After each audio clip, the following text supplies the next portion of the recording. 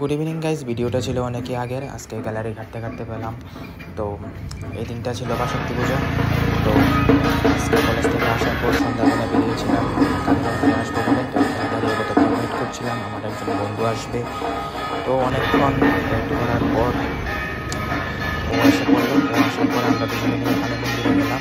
তো কালী মন্দিরে গিয়ে একটু ভিডিও নিয়ে এই যে হলো বাসন্তী মার মূর্তি, এখানে দাঁড়িয়ে করে কালী মন্দিরটা ঘুরতে লাগলাম। এখানে প্রার্থনা হচ্ছিল, তো সব মানুষ এখানে বসে ছিল। তো এরপরে এখানে একটু ভিডিও ক্লিপ তুলে নিয়ে নিচ্ছিলাম।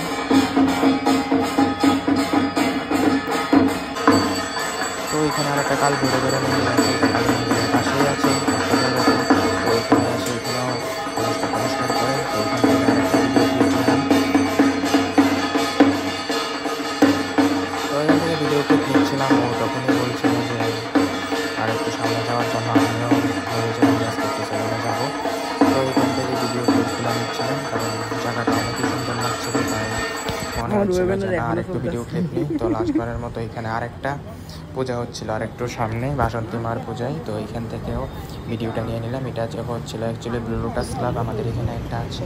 তো এখানে তো ওর সাথে এখানেও একটা সেলফি ভিডিও করে এগিয়ে গেলাম। তো এখানে ফুচকার এখানে এসে ফুচকা দেখে ইচ্ছা হচ্ছিলো যে ফুচকা খাবো। তো এখানে কয়েকজন মানুষ ছিল যারা ফুচকা খাচ্ছিলো। তো ওদের দিকে এসে বলেছে আমাদেরকে দেবে। তো আমার বন্ধুটাকে বললাম যে তুই আমার মোবাইলটা ধর, ফুচকা খাই, তুই ভিডিও কর। তো আমরা 10 টাকার ফুচকা খেয়েছিলাম এদিন। তো দিল, প্রথম ফুচকাটা খেলাম। ফুচকাটা খুবই টেস্টি ছিল। উনি এখানে প্রায় বিকালবেলা বসে তো ফুচকা খেয়ে তো এসে পড়লাম সেলুনে দাড়ি কাটবো বলে। তো ওকে বললাম, অনেকক্ষণ বসেছিলাম কারণ লোকজন ছিল। তো ওকে বললাম আমি তো এখন চুল কাটতে বসবো, তুই একটা আমার ভিডিও করে দে। তো এখানে ভিডিও করছিল আর উনি চুল কাটছিল।